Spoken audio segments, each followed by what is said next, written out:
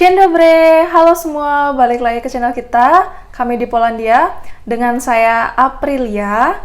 Nah, di hari yang cukup cerah ini, April mau ngebahas sama teman-teman hal-hal yang perlu teman-teman tahu, khususnya untuk teman-teman di Indonesia.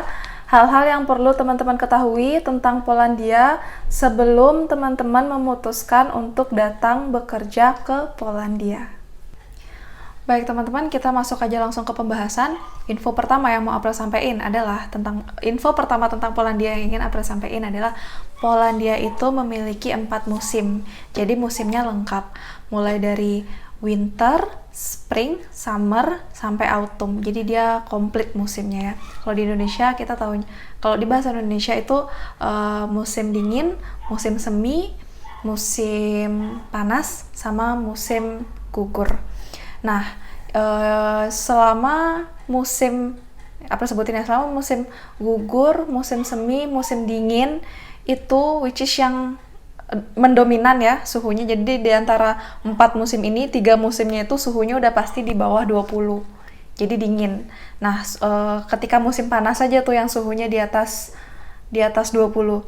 Jadi buat teman-teman yang memutuskan untuk datang ke Polandia untuk bekerja, khususnya kita yang dari negara tropis, mohon dipersiapkan, entah itu persiapkan fisiknya, baju-baju yang mau dibawa, intinya harus siap nanti. Jadi ketika sampai Polandia tuh udah kaget, itu udah pasti ada, tapi setidaknya nggak ngeluh, karena kan dari awal udah research, oh ya, jadi udah ada perkiraan, oh nanti di Polandia sebagian besar bakal dingin, kayak gitu.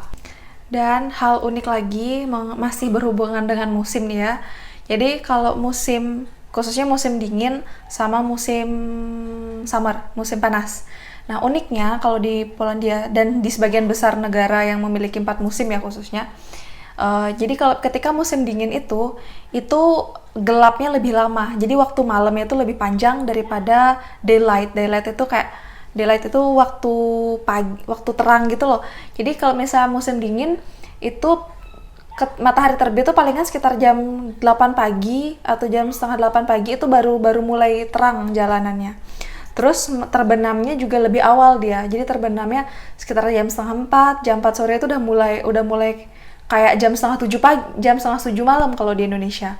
Nah, kebalikannya ketika musim panas itu daylight-nya atau hari terangnya lebih lama daripada waktu malamnya. Nah, ketika musim panas nih lebih unik lagi. Uniknya itu matahari terbit itu bisa start dari jam 4 pagi. Jam 4 pagi itu udah kayak jam 6 pagi lah di Indonesia, jadi udah terang. Dan uniknya lagi ketika musim panas, itu matahari terbenamnya itu paling lambat bisa sampai jam setengah 10 malam. Jadi setengah 10 malam yang mungkin teman-teman punya siklus tidur setengah 10 udah tidur, itu di luar masih terang. Jadi kayak musim dingin kemarin, April musim dingin pertama di Eropa, itu kan jam tidurnya setengah 10, jam 10 udah tidur. Itu harus banget kayak tutup semua tirai, tutup semua jendela biar bener-bener kamarnya biar bener-bener gelap, karena di luar tuh masih terang banget. Jadi kalau ada jendela yang masih kebuka, otomatis dah tuh cahaya dari luar tuh masuk. Nah itu hal unik nanti yang bakal teman-teman temuin di Polandia. Dengan info ini semoga jadi udah aware, jadi nanti ketika sampai Polandia tuh udah nggak kaget lagi, loh udah jam setengah 10 malam kenapa masih terang, biar nggak kayak gitu. Dan yang kedua adalah, nah ini yang masih banyak acak-adul ya di Indonesia. Ketika mau berangkat ke Polandia, memang Polandia itu adalah Eropa, tapi mindsetnya udah, oh saya mau berangkat ke Eropa. Kalau Eropa pasti orang mikirnya mata uangnya euro. Nah, di sini April pengen nginfoin kalau Polandia itu dia memang termasuk negara Uni Eropa, tapi dia memiliki mata uangnya sendiri. Jadi Polandia tidak menggunakan euro, Polandia menggunakan PLN, yaitu mata uang Polandia. Nah, harga uang PLN dan euro itu sangat jauh berbeda. Karena kalau misalnya euro kita convert atau kita exchange ke rupiah, itu sekitar 16.000 sampai 16.500, bahkan bisa sampai 17.000. Tapi kalau misalkan PLN, itu maksimal dia di angka 3.800. Dan kemarin sempat rendah banget, itu sampai di angka 3.590 kalau nggak salah. Jadi stabilnya antara 3.600 sampai 3.700. Jadi teman-teman untuk yang berangkat ke Polandia atau yang mau ke Polandia, mohon sangat dengan amat sangat dipahami kalau di Polandia itu nggak pakai euro, jadi pakainya PLN. Dan sudah jelas gaji yang teman-teman dapat itu mohon jangan berpikiran atau jangan berpatokan dengan mungkin ada teman yang kerja di Jerman atau ada kerja di Prancis gitu, yang which is mereka pakai euro, gajinya udah pasti ya teman-teman bisa hitung sendiri lah ya dari harga euro segitu, habis itu gajinya sekian. Nah kalau di Polandia itu enggak, jadi di Polandia pakai PLN, jadi memang gajinya dia standar lah, gajinya standar kayak misalnya gimana tak bilang ya, jadi bukan yang gaji Eropa banget gitu, dia di Eropa, tapi kalau misalnya orang mikir Eropa tuh kan gaji berapa, 25-30, enggak.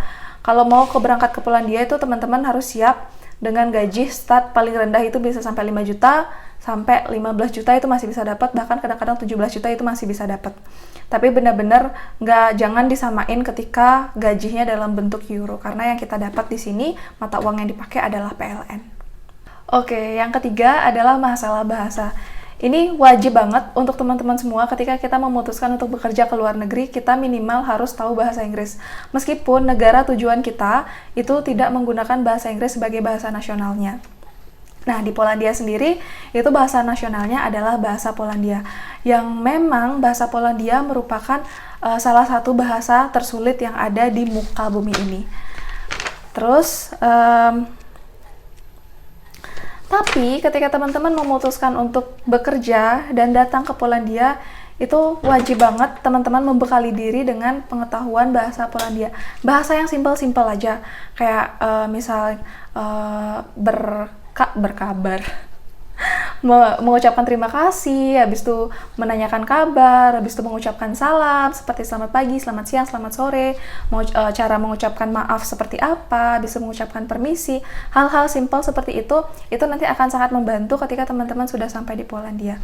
Dan meskipun kita nih sebagai orang pendatang lah, meskipun tidak terlalu tahu mengenai bahasa Polandia, tapi tahu sedikit-sedikit, nanti ketika kita pakai bahasa itu di sini, orang Polandia akan sangat mengapresiasi kita dan mereka bakal lebih willing to help, lebih mau membantu kita karena mereka ngerasa, mereka mengapresiasi gitu loh. Ini orang bahasaku susah gitu, ini orang nggak tahu datang dari mana tapi bisa bahasaku. Kayak gitu. Karena dulu waktu kuliah tuh April pernah diceritain sama dosen bahasa Prancis ya. Dulu dosen bahasa Prancisnya April tuh dia sempat tinggal di Prancis untuk lanjutan kuliahnya gitu, lanjutan studinya. Nah, yang dia lihat di Prancis itu, yang which is Prancis memang negara Eropa ya, dan sebagian besar negara Eropa yang tidak menggunakan bahasa Inggris sebagai bahasa nasionalnya pasti kondisinya kayak gini juga. Jadi dia bilang ketika dia minta tolong ke orang dan dia directly ngomong pakai bahasa Inggris, dia menanyakan, kamu bisa bahasa Inggris? Did you speak English? Orangnya itu even sebenarnya dia bisa bahasa Inggris, tapi dia bakal bilang enggak. Jadi dia bakal tetap ngomong pakai bahasa lokalnya. Tapi ketika kamu minta tolong ke orang, habis itu memulai percakapan dengan bahasa lokalnya, misalnya di Prancis, bonjour kayak gitu. Jadi memulainya dengan bahasa lokal. Orang itu first impression-nya udah positif. Jadi mereka lebih willing to help. Meskipun nanti di lanjutan percakapannya kita nggak bisa jelasin dalam bahasa setempat. Bisa dalam bahasa kayak dosennya April, dia nggak bisa lanjutannya jelasinnya dalam bahasa Prancis. Tapi orangnya itu meskipun kita nggak tahu dia bisa bahasa Inggris atau enggak, ketika melihat effort kita untuk berusaha berbicara dengan bahasa setempatnya, dia bisa tiba-tiba aja bisa ngomong bahasa Inggris. Jadi lebih gampang kita. Jadi lebih baik mengawali dengan bahasa setempat untuk membuat impression orang lokal yang kita ajak bicara itu lebih positif terhadap kita. Kayak gitu. Dan yang selanjutnya adalah public transportasi. Jadi Polandia itu memang dia bukan negara maju, dia masih termasuk negara berkembang, tapi sistem public transportasi di sini jauh dari yang kita punya di Indonesia. Jadi di sini sangat bagus sistem transportasinya. Kalau untuk public transportasi ada banyak pilihan. Yang pertama ada kereta, habis itu ada bus, habis itu ada tramvay. Tramvay itu sejenis kereta kecil yang dia lalu lalang di tengah kota gitu. Habis itu ada subway, tapi subway cuma bisa ditemuin di Warsaw, yang itu di ibu kotanya. Subway itu dia kereta bawah tanah. Habis itu yang selanjutnya teman-teman juga bisa sewa sepeda, ada penyewaan sepeda itu, dan itu bukan yang penyewaan sepeda kayak kita punya di Indonesia ya, yang kita harus ketemu yang punya sepeda. Jadi nggak, ini kayak otomatis gitu pakai aplikasi, registrasi di aplikasinya, habis itu bayar langsung didedak dari kartunya, bisa langsung pakai. Habis itu ada electric scooter juga kayak gitu, jadi pakai aplikasi. Habis itu taksi, udah pasti taksi reguler itu, taksi normal ya maksudnya, juga masih ada, online taksi juga ada kayak Uber. Terus di Polandia, lokal online taksinya itu namanya Bolt, itu gampang banget makainya. Dan tentunya juga ada pesawat, itu pasti ada. Nah, jadi buat teman-teman yang mau datang ke Polandia untuk bekerja, untuk bekerja sih khususnya, atau liburan boleh lah, nggak punya planning atau memang nggak nge-planning untuk beli kendaraan pribadi di sini, nggak usah khawatir karena ada banyak pilihan public transportasi yang bisa kita pakai. Dan yang selanjutnya yang perlu teman-teman tahu, tentang Polandia adalah Polandia itu merupakan salah satu negara dengan penduduk Kristen terbesar di Uni Eropa. Jadi nanti ketika sampai di Polandia jangan heran kalau di setiap sudut di kota ataupun di desa itu kita bakal gampang banget nemuin gereja. Nah, kalau April kan dari Bali ya. Kalau di Bali itu teman-teman pasti gampang banget nemuin yang namanya pura. Makanya Bali disebut Island of Thousand of Temple. Nah, itu tuh yang April lihat di sini di Polandia. Cuma bedanya di sini yang banyak April lihat adalah church atau gereja. Kayak gitu. Tapi untuk kita yang dari Indonesia yang April paham mostly dari kita adalah Muslim, nggak usah khawatir karena di Polandia penduduknya itu benar-benar toleransinya sangat tinggi. Jadi nggak bakal ada yang sengaja ngebully kamu atau ngejudge kamu karena keyakinanmu berbeda. Nah, kalau di Polandia itu meskipun dia negara berkembang, tapi pola pikirnya tuh sudah mendekati negara maju. Di mana orang-orang di sini bukan yang bukan hal yang lumrah gitu untuk ngomongin masalah agama. Jadi di sini agama itu ya urusan kamu sama Tuhan. Jadi nggak bakal ada yang ngatur-ngatur kamu harus begini, kamu datang ke sini kamu harus jadi Kristen, nggak ada yang kayak gitu. Jadi nggak usah khawatir untuk teman-teman yang bukan Kristen, karena April sendiri juga bukan Kristen. Saya juga April Hindu, dan ngerasa so far di sini selama 8 bulan, hampir mau ke 9 bulan tinggal di sini, ngerasa aman banget. Jadi nggak ada yang bertindak intoleran lah kalau mengenai agama. Kayak gitu. Nah, uniknya lagi karena Polandia itu adalah salah satu negara dengan jumlah penduduk Kristen terbesar di Uni Eropa, setiap hari Minggu yang kita tahu orang-orang pasti bakal datang ke gereja, sebagian besar toko, grocery shop, terus kayak kantor-kantor itu bakal tutup di hari Minggu. Kalau kantor-kantor wajar ya, tapi ini di sini tuh sampai grocery store loh, itu tutup di hari Minggu. Yang dimana kalau di Indonesia itu toko-toko model begitu dia bakal buka sepanjang tahun. Dan teman-teman, hal selanjutnya yang unik yang April temukan di Polandia itu jangan sekali-sekali teman-teman mancing kalau nggak punya license sama permit. Nah, jadi kalau di Polandia itu, kalau misalnya untuk memancing, itu kita harus punya license. Jadi sama kayak kita mau naik motor atau naik mobil, kita punya yang namanya SIM. Di Polandia juga sama, kalau misalnya kamu mau mancing, kamu harus punya license dulu. Nah, ketika udah punya license, jadi udah boleh mancing nih kan. Tapi itu belum cukup sampai di sana. Karena ketika teman-teman mau mancing di danau, di sungai, ataupun di pantai gitu misalnya, itu teman-teman harus punya permit. Jadi permit yang menyatakan kalau teman-teman memang boleh mancing di alam gitu, misalnya kayak sungai, danau, dan laut kayak gitu. Nah,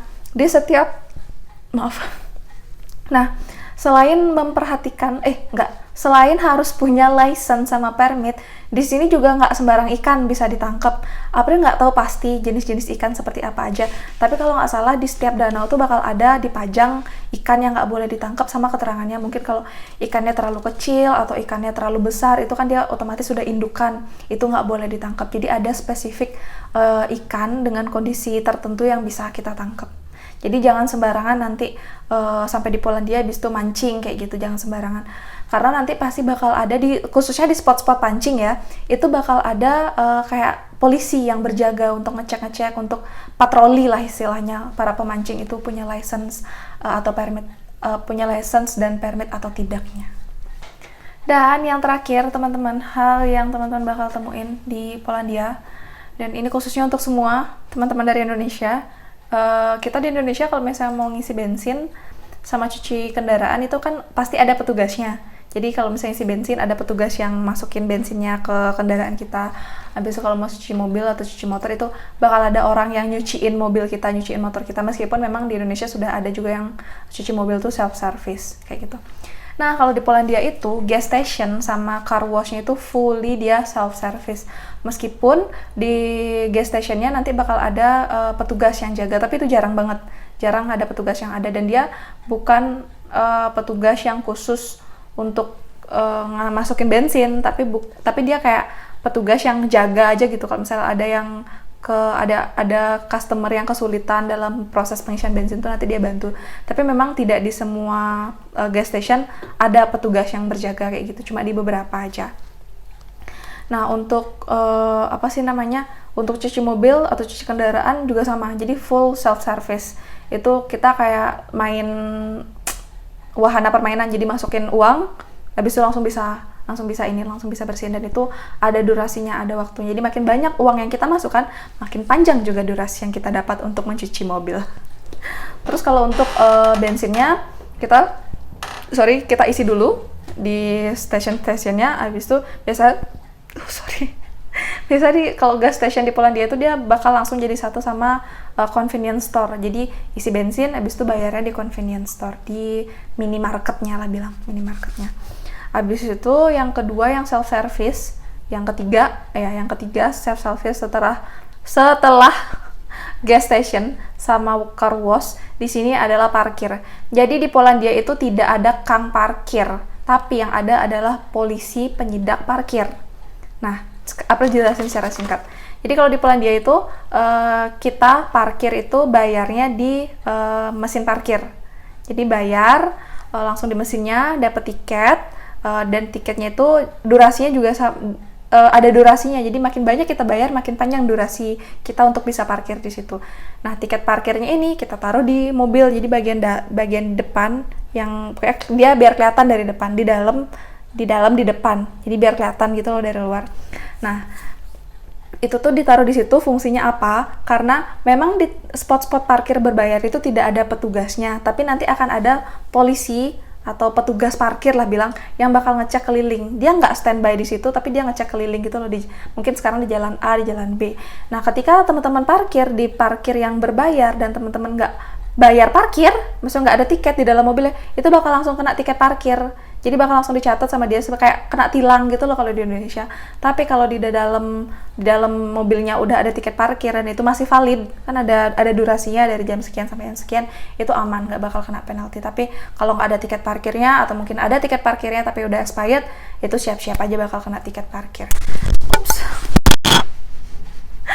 Oke, jadi teman-teman, itu aja sih hal-hal yang harus teman-teman ketahui.